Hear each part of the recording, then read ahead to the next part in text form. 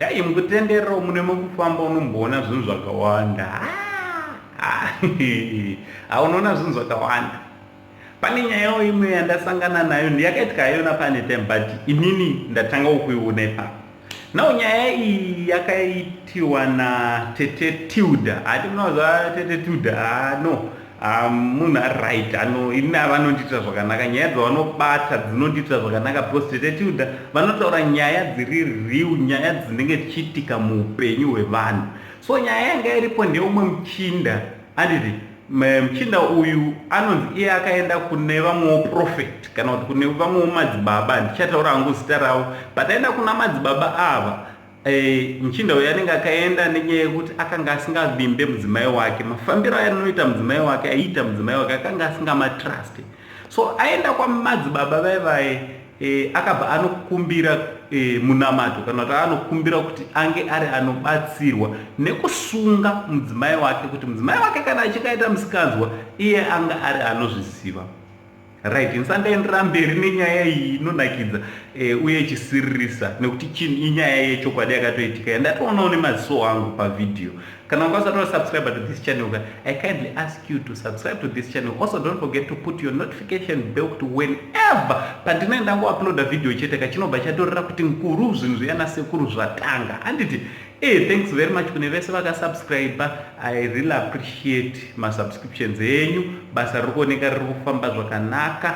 Thanks very much kune vanoramba vachikomenta, vanoramba vachiona mavideos. May the good Lord bless you, vazukuru vaUncle Saint. Handiti right, tichidzokera panyaya yedu, muchinda uyu akanga asingavimbe mudzimai wake. So chakaita ndechoti akaenda kuna madzibaba vaya, asvika ubva vati ndibatsirei kusunga mudzimai wangu, kuti pakaitika zvine zvaitika, pakakuita anenge angomuguma chete, anenge angota zvaanenge aita, ndinge ndinoaletewa. So akabva akumbira kusungirwa mudzimai wake. Zvisinai madzibaba vakabva vaita zvavakaita, but havana kuita semawirirano avakaita kana sechikumbiro chakaiswa nemukomana. So zvakabva zvazoitika kuti zvoni zvakanga zvakumbirwa nemukomana zvakabva zvaita vice versa, zvikabva zvawira iye, ende zvakabva zvauya zviri wese nekuti zvinosiririsa. Video yacho nayo hainosiririsa, anoida ndinogona kuzomukandira, but mukomana zvakazomubackfire, zvikazosvika iye ndiye akazosotewa to an extent yekuti nhengo yake yechinhurume, tikutaura nhengo yechinhurume, yakabva yanyangarika. Video yacho nayo zvinotosiririsa, nhengo hapasisina kuti hapana kana tseya kana dimbu, yakatotsakatika nhengo hapasina.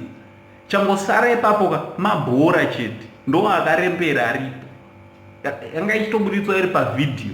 So what am I saying? Zvinhu zvinosiririsa, zvinhu zvandibata, neno ndabva ndatombobatawo nhengo yangu kunzwa kuti ichiriko here, because uchiona nhengo yeumwe munhurume sisipo newo kwako kunotodaira kutoti asirizvo. Zvangofanana mamboona pamune muchitamba bhora zvikaitika nemistake kuti bhora robva rauya robva rati papa kuti ba, vanhu vese vanga vakatarisa vanhurume vane mafeelings yacho vanotodairira kuti unzwa kutoti pane zvaitika kune nhengo.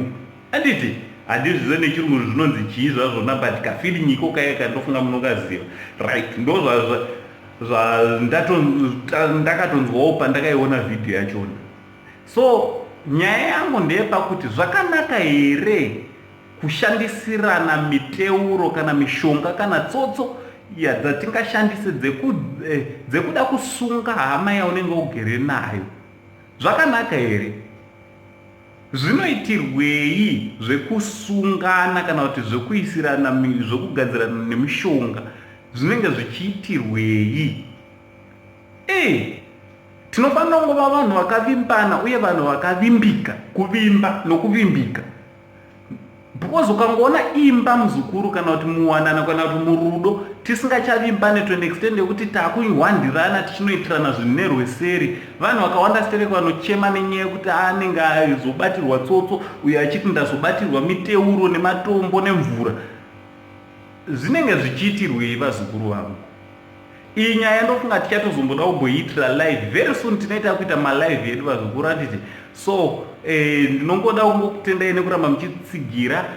Inini donzvo this channel nderekuti tiketiri tinowana chatinodzidza Kunyange tikataura nyaya dzemaceleb nechi but ngatiwanewo 1 or 2 chatinodzidza chinogona kutibatsira chatinogona kuapply kuupenyu hwedu. So nyaya iyi zvakanaka here kuti munhu ange ari anobata kana kuti anofambira umwe wake pada angadaro ari anenge asiri kunzwisisa mafambiro aari kuita.